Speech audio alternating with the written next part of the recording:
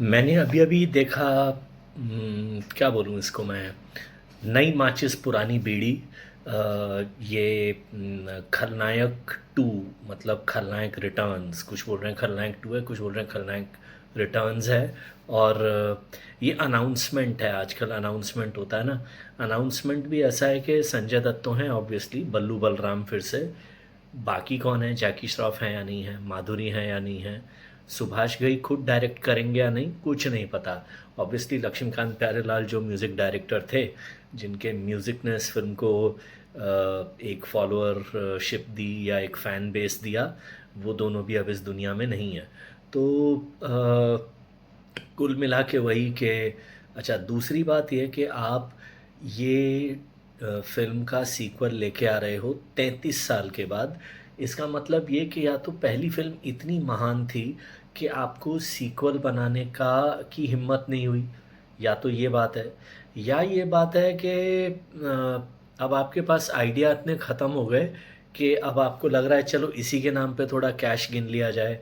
मुझे इसलिए भी ज़्यादा उम्मीद नहीं है क्योंकि एक तो इस फर्स्ट अनाउंसमेंट से कुछ ख़ास मज़ा आया नहीं, मतलब वो संजय दत्त का थोड़ा ऑरा है, वो अपनी 2 उँगलियों से सिगरेट जला रहे हैं।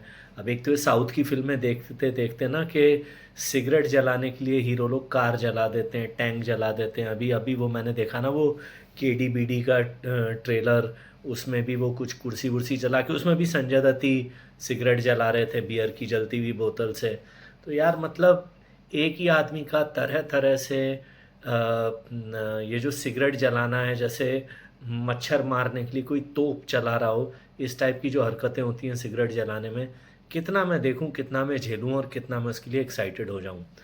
दूसरी बात ये जो बहुत सारे लोग शायद हज़म ना करें, हालाँकि खलनायक पहली वाली एक सुपरहिट मूवी है, इसने बॉक्स ऑफिस पर काफ़ी कमाल किया था, बट उसका एक रीज़न था कि उस टाइम पे ये गाना जो था उस फ़िल्म में, चोली के पीछे क्या है, वो कंट्रोवर्शियल हो गया था और उस कंट्रोवर्सी ने बहुत कंट्रीब्यूट किया था।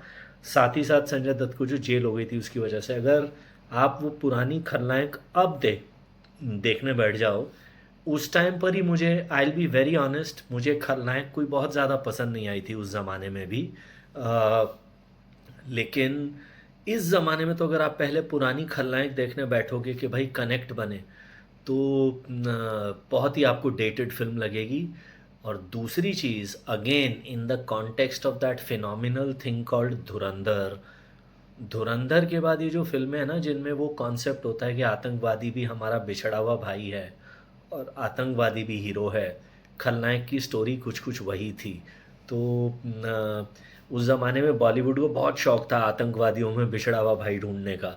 तो ये अगर उसी टाइप की स्टोरी लाइन लेके अब आएँगे सुभाष घई, एक तो उनकी डायरेक्शन एक ज़माने में, और उनकी कई फ़िल्मों का जैसे कर्ज़, राम लखन, विश्वनाथ, विधाता, कालीचरण, मतलब वो he was a big screen story teller यार, अगर आप उनकी वो पुरानी फ़िल्में देखो ना।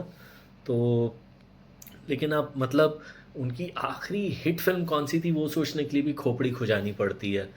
तो आई डोंट नो व्हाई, मतलब ये वही है कि अपनी एक पुरानी गुडविल पे कुछ और पैसे छाप लिए जाएँ, उसके अलावा तो मुझे इस अनाउंसमेंट में कुछ ख़ास दिखा नहीं।